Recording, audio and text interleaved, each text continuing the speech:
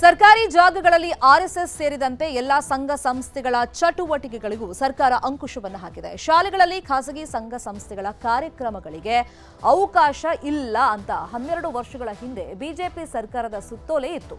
ಇದೇ ಸುತ್ತೋಲೆಯನ್ನೇ ಬ್ರಹ್ಮಾಸ್ತ್ರ ಮಾಡಿಕೊಂಡಂತ ಸರ್ಕಾರ ಆರ್ಎಸ್ಎಸ್ ಹೆಸರನ್ನ ಹೇಳದೆ ನಿರ್ಣಯವನ್ನ ಅಂಗೀಕರಿಸಿದೆ. ಇದೀಗ ಬಿಜೆಪಿ ನಾಯಕರು ಸರ್ಕಾರದ ವಿರುದ್ಧ ತಿರುಗಿ ಬಿದ್ದಿದ್ದಾರೆ.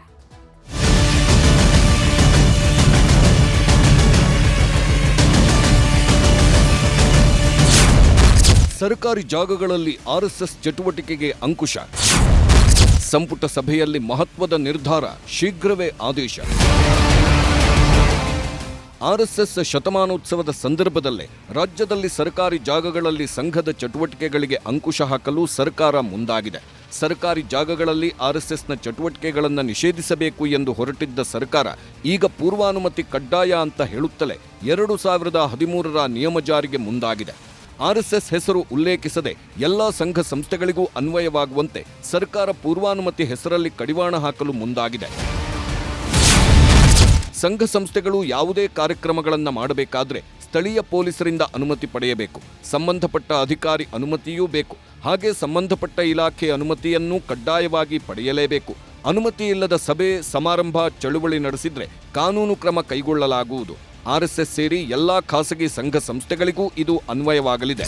ಈ ಸಾರ್ವಜನಿಕ ಆಸ್ತಿ ನಿರ್ವಹಣೆ ಹಾಗೂ ಟ್ರೆಸ್ಪಾಸಸ್ ಹಾಗೂ ಒತ್ತಡಗಳು, ಇದರಿಂದ ಏನು ಯಾವುದೇ ನಿಯಮಗಳ ಉಲ್ಲಂಘನೆ ಆಗಬಾರ್ದು ಹಾಗೂ ಅವುಗಳನ್ನು ಸರಿಯಾಗಿ ನಿರ್ವಹಣೆ ಮಾಡೋರು ಏನು ಮಾಡಬೇಕು ಅನ್ನುವಂಥ ಉದ್ದೇಶದಿಂದ ಈ ಸರ್ಕಾರಿ ಆದೇಶವನ್ನು ಹೊರಡಿಸೋದಕ್ಕೆ ಈ concerned department, the owner of the property, it may be institution, it may be government, it may be other agencies. ಸಚಿವ ಸಂಪುಟ ಸಭೆಯ ತೀರ್ಮಾನವನ್ನ ಪ್ರಿಯಾಂಕ್ ಖರ್ಗೆ ಸಮರ್ಥಿಸಿಕೊಂಡಿದ್ದಾರೆ. ತಾವೇ ಮೊನ್ನೆ ಆರ್ಎಸ್ಎಸ್ ಕಾರ್ಯಕ್ರಮಗಳನ್ನು ನಿಷೇಧಿಸಬೇಕು ಎಂಬ ಹೊಸ ಪ್ರಸ್ತಾಪ ಮುಂದಿಟ್ಟರು.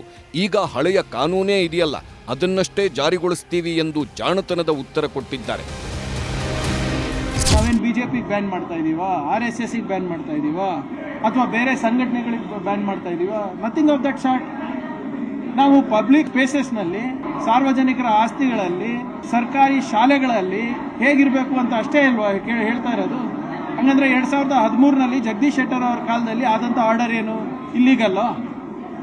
ಸೊ ಅದು ಅವರು ಸ್ವಲ್ಪ ಏನು ರೂಲ್ ಬರೋದಕ್ಕಿಂತ ಮುಂಚೆನೇ ಎದುರ್ಕೊಂಡ್ರೆ ಹೆಂಗೆ?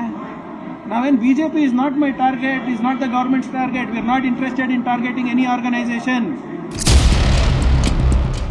ಮತ್ತೊಂದೆಡೆ ಆರ್ಎಸ್ಎಸ್ ವಿರುದ್ಧ ಹರಿಹಾಯ್ದಿರುವ ಅರಣ್ಯ ಸಚಿವ ಈಶ್ವರ್ ಖಂಡ್ರೆ ಸಿಎಂಗೆ ಪತ್ರ ಬರೆದ ಕಾರಣಕ್ಕಾಗಿ ಸಚಿವ ಪ್ರಿಯಾಂಕ್ ಖರ್ಗೆಗೆ ಬೆದರಿಕೆ ಕರೆ ಮಾಡುವ ಮೂಲಕ ಆರ್ಎಸ್ಎಸ್ನ ನಿಜಬಣ್ಣ ಬಯಲಾಗಿದೆ ಎಂದಿದ್ದಾರೆ. ಮಾನ್ಯ ಪ್ರಿಯಾಂಕ್ ಖರ್ಗೆ ಅವರ ಬಗ್ಗೆ, ಅವರ ಪರಿವಾರದವರ ಬಗ್ಗೆ ಅತ್ಯಂತ ನೀಚ ಮಟ್ಟದ, ಕೆಳಮಟ್ಟದ ಹೇಳಿಕೆಗಳನ್ನು ಕೊಟ್ಟು ಅವಾಚ್ಯ ಶಬ್ದಗಳಿಂದ ನಿಂದಿಸಿದಂಥದ್ದು ಮತ್ತು ಇವರು ಆರ್ಎಸ್ಎಸ್ನ ನಿಜವಾದಂಥ ಬಣ್ಣ ಬಯಲಾಗಿದೆ. ಸರ್ಕಾರದ ವಿರುದ್ಧ ಸಿಡಿದೆದ್ದ ಕೇಸರಿ ಪಾಳೆಯ. ಪ್ರತಿ ವಿಧಾನಸಭಾ ಕ್ಷೇತ್ರದಲ್ಲಿ ಈಗ ನಾನು ಆರ್ಎಸ್ಎಸ್. ಸರ್ಕಾರದ ನಿರ್ಧಾರ ಬಿಜೆಪಿಯನ್ನ ಮತ್ತಷ್ಟು ಕೆರಳುವಂತೆ ಮಾಡಿದೆ. ಸರ್ಕಾರದ ನಡೆ ವಿರೋಧಿಸಿ ಸಿಡಿದೇಳಲು ನಿರ್ಧಾರ ಮಾಡಿದ್ದು ಪ್ರತಿ ವಿಧಾನಸಭೆ ಕ್ಷೇತ್ರದಲ್ಲೂ ಆರ್ಎಸ್ಎಸ್ ಪರ ಕ್ಯಾಂಪೇನ್ಗೆ ಪ್ಲಾನ್ ಮಾಡಿದ್ದಾರೆ.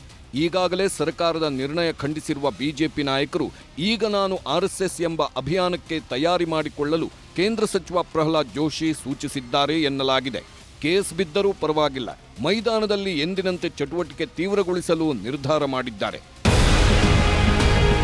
ಈ ನಡುವೆ ಸಚಿವ ಪ್ರಿಯಾಂಕ್ ಖರ್ಗೆಗೆ ಜೀವ ಬೆದರಿಕೆ ಹಾಕಿದ ಪ್ರಕರಣದಲ್ಲಿ ಬಂಧಿತ ಆರೋಪಿ ದಾನಪ್ಪ ನಾರೋನಿಯನ್ನ ಕೋರ್ಟ್ಗೆ ಹಾಜರು ಮಾಡಿ 9 ದಿನ ಕಸ್ಟಡಿಗೆ ಪಡೆಯಲಾಗಿದೆ.